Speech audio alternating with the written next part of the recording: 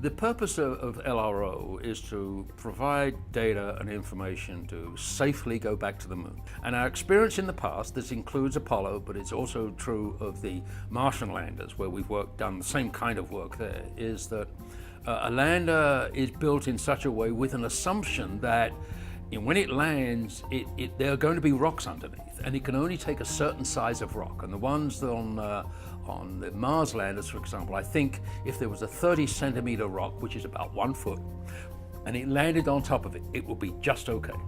All right? So they're interested to know how high these rocks are to see whether, in fact, a particular area is safe to land. Because if you have a roughness, as we call it, of rocks of 3 or 4 feet, there's no way a lander can get down there.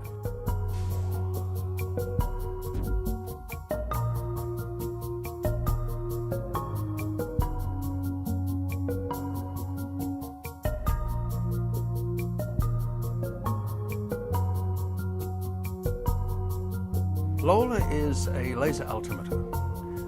It sends a short pulse of light from the spacecraft.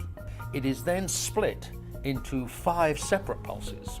So actually 5 pulses go down to the surface, hit the surface, come back again, and come to 5 different detectors on the spacecraft, and hence derive the distance of the surface below the spacecraft. And we do this about 140 times per second.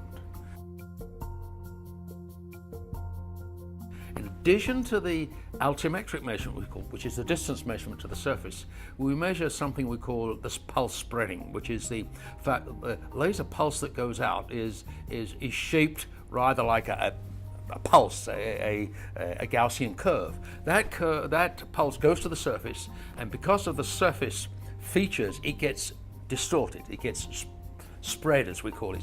If it's like a sheet of ice, or let's say water or glass, there will be no spreading of the pulse. If in fact it's all got rocks and lumps and bumps on it, then the pulse will come back spread. And although we don't know exactly the distribution of the rocks or the bumps, we can say approximately what the spread of the heights, if you like, within that 5-meter spot are.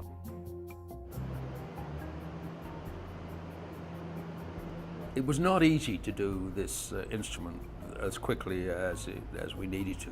We knew approximately what they would need, and so myself and colleagues got together and sat down and thought about the stringent requirements that clearly were going to come along for this mission in terms of, say, an altimeter.